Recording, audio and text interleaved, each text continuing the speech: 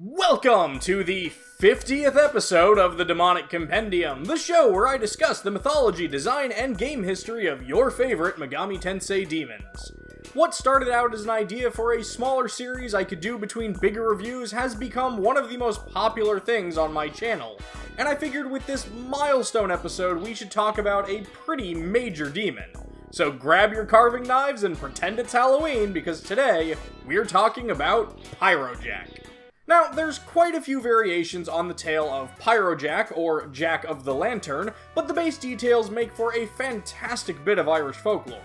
It begins, as many Irish stories do, with a drunken lush of a man named Jack. He was known to many as Stingy Jack and had a penchant for mischief. One night, Stingy Jack stumbled upon the body of a man, but quickly learned it was actually Satan come to take his soul. Ever the crafty lad, Jack told Satan his last request was for them to grab a drink at the local pub. Satan agreed, and the two had quite a few drinks that night. When it came time to pay the tab, Jack proposed that Satan transform himself into a coin so they could cheat the bill and get out of there. Satan was impressed by Jack's cunning and agreed, but as soon as the Dark Lord turned himself into a coin, Jack stuffed the coin into his pocket, which also contained a crucifix so Satan couldn't escape, and had no choice but to give in to Jack's demand. Jack demanded that Satan not collect his soul for at least 10 years. Exactly 10 years later, Satan returned to claim Stingy Jack's soul, but Jack had one last request. He wanted a last meal, and asked if Satan would climb a nearby tree to grab an apple for him to eat. Satan, who was apparently really dumb in this story, agreed and climbed the tree, which Jack quickly surrounded with crucifixes so the Dark Lord couldn't climb down and once again had to give in to Jack's demands. This time he demanded that Satan could never take his soul.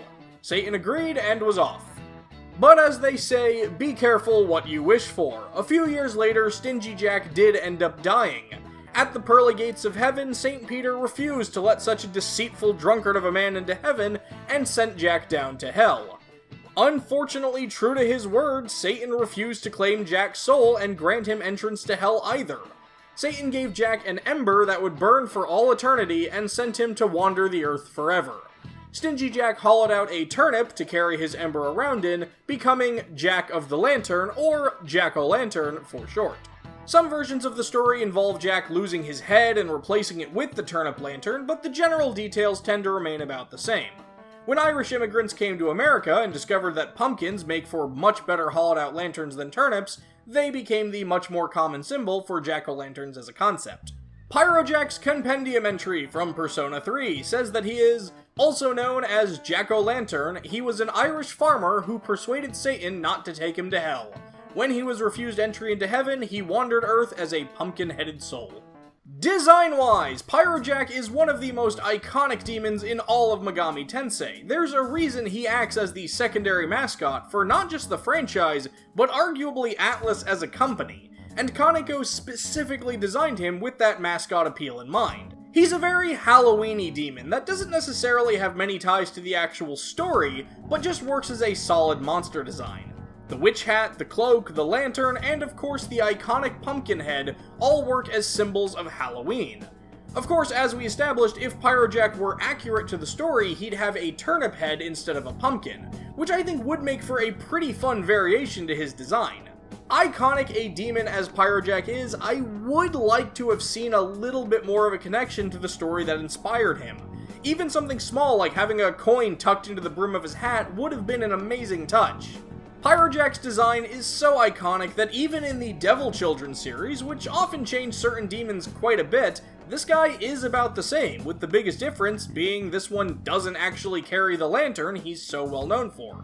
Shin Megami Tensei Imagine actually gave Pyro Jack a special holiday-themed design, which just made him a bit more Christmassy, and they turned his lantern into a boot. It's just a cute design, I like it. But there is one design of Pyro Jack that existed before the one we all know and love. From its very first appearance in Megami Tensei 2, Jack-o'-lantern looked more like this. This fantastic Fleischer-style pumpkin creature. I don't think this is what Kaneko based it off of, but this thing reminds me of the poster for Return of the Killer Tomatoes. And while not really an official design, I do quickly want to address who I can only refer to as Bad Box Art Jack Lantern from the American version of Jack Bros. Apparently someone saw this sprite and was like, yep, giant lumbering scarecrow monster, got it. But as I've said before, I do unironically love all of these designs. As far as game history goes, okay, look, if we were to sit here and go over all of Pyro Jack's individual accomplishments one by one, this episode would be like an hour long, so I am definitely going to condense a few things into separate categories and look quickly at some of his most well-known story roles, his mechanical roles, and finish things off with some fun miscellaneous stuff. Pyro Jack most frequently plays second banana to Jack Frost as his valuable friend and partner. He is one of the titular Jack Bros after all, but does get a bit more time in the spotlight than the third Jack brother, Jack the Ripper. Pyro Jack appears as one of the playable characters in the Virtual Boy title, Jack Bros, and also returns to help Jack Frost out in Synchronicity Prologue. But of course, the best team-up these two brothers have ever had is in the original Devil Summoner, where the two teamed up to become the DB Busters, or Devil Buster Busters, where Pyro Jack gets a sword. This particular version of the two wouldn't be seen by Western fans until their appearance in Soul Hackers for the 3DS. Pyro Jack has a minor role in Strange Journey and Redux, where he must be collected to rebuild the Fairy Village in the Fairyland Establishment series of EX missions, and he also appears in a handful of training battles in Shin Megami Tensei 4. In Digital Devil Saga, Pyro Jack appears alongside Jack Frost as one of the Hip Hop Brothers, and is part of a series of side quests that leads to fighting King Frost. He also appears in Devil Survivor as one of Keisuke Takagi's initial demons. One of Pyro Jack's most interesting and standout roles is in Shin Megami Tensei Nocturne. If the Demi-Fiend explores Asakusa, he'll meet a small mannequin child who will invite him to play a Puzzle Boy minigame, where the playable character pushing blocks around is Pyro Jack himself. This game serves as a callback to one of Atlus's earliest series, Puzzle Boy, known by many Westerners as Quirk. If you're able to beat every level of this minigame in a single sitting, you will be awarded with a Magatama. Pyro Jack has almost exclusively been known as Pyro Jack since 2004's Nocturne, but it wasn't until 2016's Persona 5 when his proper name of Jack-O-Lantern was restored, with his shadow form given the name of Crypt-Dwelling Pyromaniac. It's unclear where the Pyro Jack name came from, but it's believed to just have been to give him a more thematic connection to Jack Frost. This is especially funny in the Raito games, where as a member of the Pyro Order, Pyro Jack is often referred to as Pyro Jack. Surprisingly, there are no Mementos missions that involve a character transforming into Pyro Jack, but he does still have some significance in both Persona 5 and Persona 5 Scramble: The Phantom Strikers. In the former, when Joker first awakens to his persona Arsene, he does so in a battle against Pyro Jack. And in the latter, Pyro Jack are the foes that attack the character Sophia, causing her to awaken to her persona-like entity, Pythos. In the Velvet Room, if you send Pyro Jack to the electric chair, he'll be transformed into a unique shotgun for Ryuji known as the Pumpkin Bomb. And in Persona 5 Royal, doing the same during an alert will result in a slightly stronger version known as the Pumpkin Buster, with an increased chance of causing burns. An often overlooked but fantastic story role of Pyro Jack comes from the mobile title Shin Megami Tensei Liberation D2. A specific Pyro Jack known as Halloween Jack first appeared in the 2018 Halloween event, Halloween Party Ho. Players were able to get this unique Pyro Jack, who even has his own compendium entry highlighting his role in crashing the Liberator's Halloween party. Whether players got him or not, it's implied that Halloween Jack has stuck around the Liberator's hideout, and has even returned in other events like Premium Kitty Candy Hunt. Mechanically speaking, Pyro Jack has quite a few unique conversations, though surprisingly none of them are in Nocturne or King Abaddon, but instead are primarily in the Persona series. In both Persona 1 and Persona 2, Pyro Jack will talk to himself as well as his brother Jack Frost.